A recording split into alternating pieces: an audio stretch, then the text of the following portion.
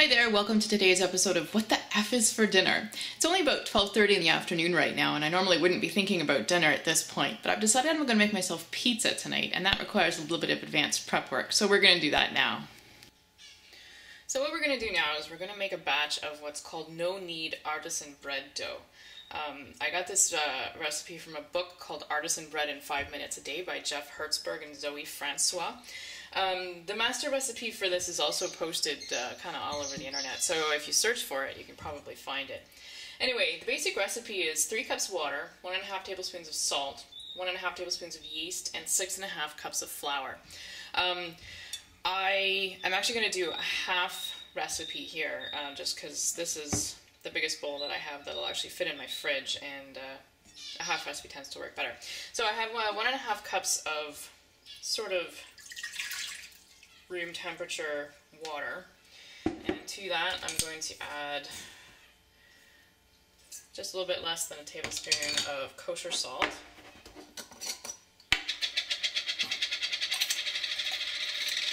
and about the same amount of this is Fleischmann's traditional active dry yeast, comes in the granular form, and you just keep it in the fridge.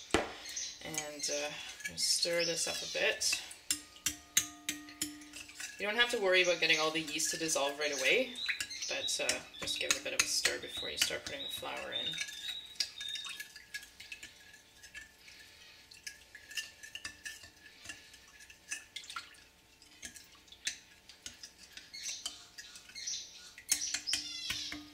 That should be good enough. And then we're going to add 3¼ cups of flour. 1, 2, 3, and about 1/4. And then you just mix it up. I like to use my hands, it's kind of fun.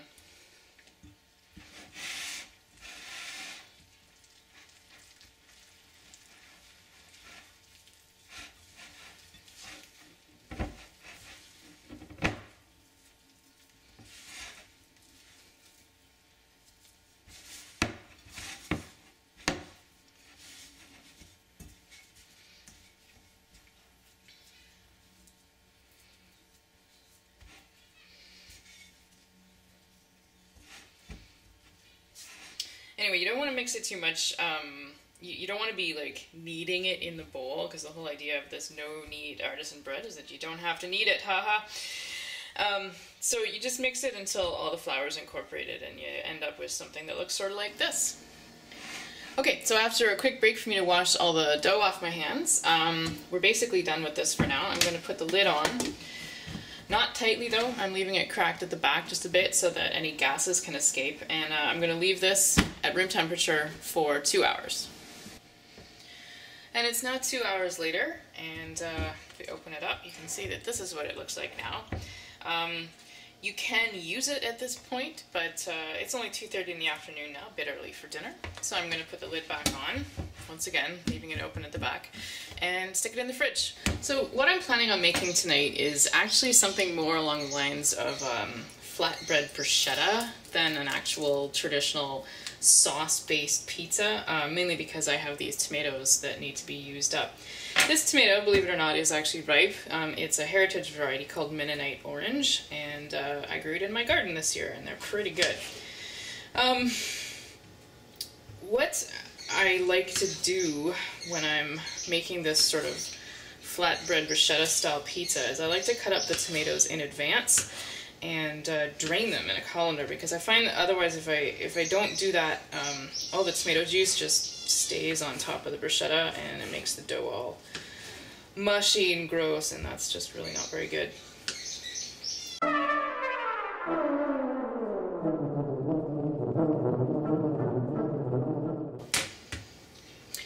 And then for a bit of color variety, I'm also going to use up a few of these cherry tomatoes that you actually saw the other day, because I still have quite a few of them left. And I'm going to do the same thing. So now these pretty tomatoes can just sit in the sink until a little bit later when it's time to actually make the pizza. So it's getting even closer to dinner time, and I've just completed the next step of preparation. The tomatoes have been sitting in the sink and they are nicely drained now, so they're not all juicy. I've put a bunch of fresh cut basil in them from my very obliging basil plant right here. Over here we have some cut up hot Genoa salami, because that's just what I happen to have in the fridge.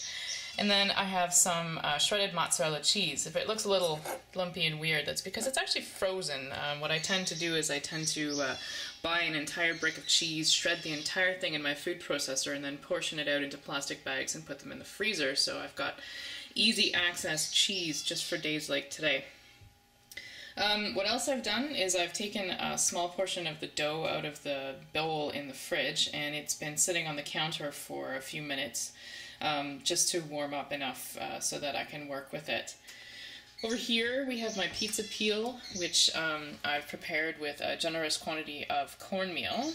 And then in the oven I have my pizza peel heating up. The oven is set at 500 degrees, which is as hot as it'll go, and you want the pizza peel to be heating up in there for at least half an hour before you actually put the pizza in. Otherwise it just won't be hot enough to cook the pizza very well. Alright, now it's time to embarrass myself on camera with my wholly inadequate and pathetic pizza dough handling skills. I'm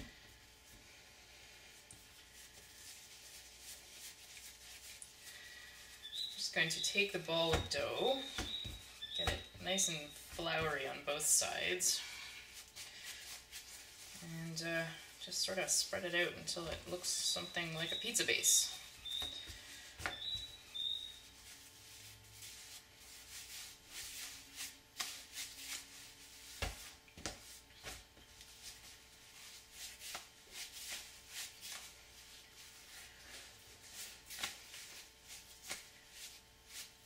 Alright, I think that is probably good enough. I'm going to put it on my peel over here, sort of reshape it into something vaguely resembling something round, and then that's ready.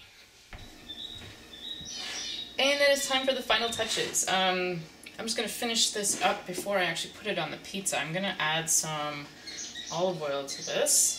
This olive oil is actually, I added some dried herbs and a couple of dried chili peppers to it, just to infuse, so it's got a nice, nice flavor. And I'm also going to put a bunch of black pepper on there, and mix it all up. And then I'm going to put the salami right in here, and just mix the whole thing up all together.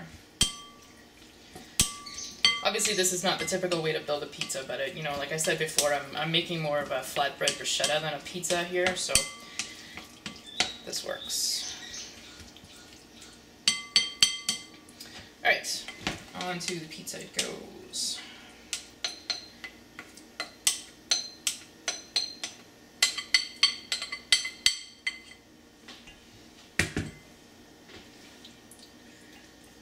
Just spread it around.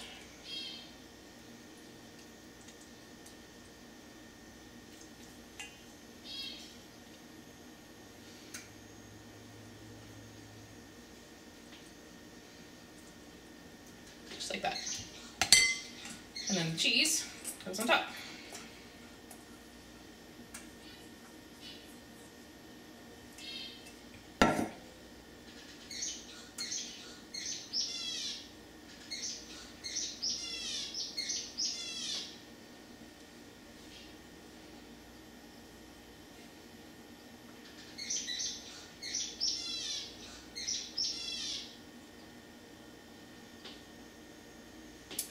And now it's ready for the oven. Now you might have noticed when I peeked into the oven earlier that the pizza stone is set fairly high in the oven on the rack. If you were just baking the pizza, you might have set it a little bit lower down, but I have it quite high up for a reason. Before I put the pizza in, I'm actually going to turn the broiler on. And so we take the pizza peel, give it a shake to make sure the pizza doesn't stick to it, and into the oven it goes. Now you really have to pay attention to the pizza while it's in there because it's under the broiler. There's a huge potential for it to burn. Alright, I think it looks done. Turn the oven off.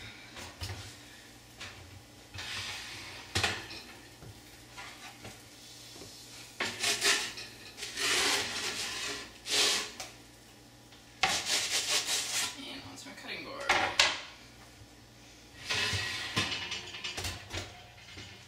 And here you have it, flatbread bruschetta-style pizza with garden-grown tomatoes, hot Genoa salami, basil, and mozzarella cheese. So what's the F's for dinner tonight?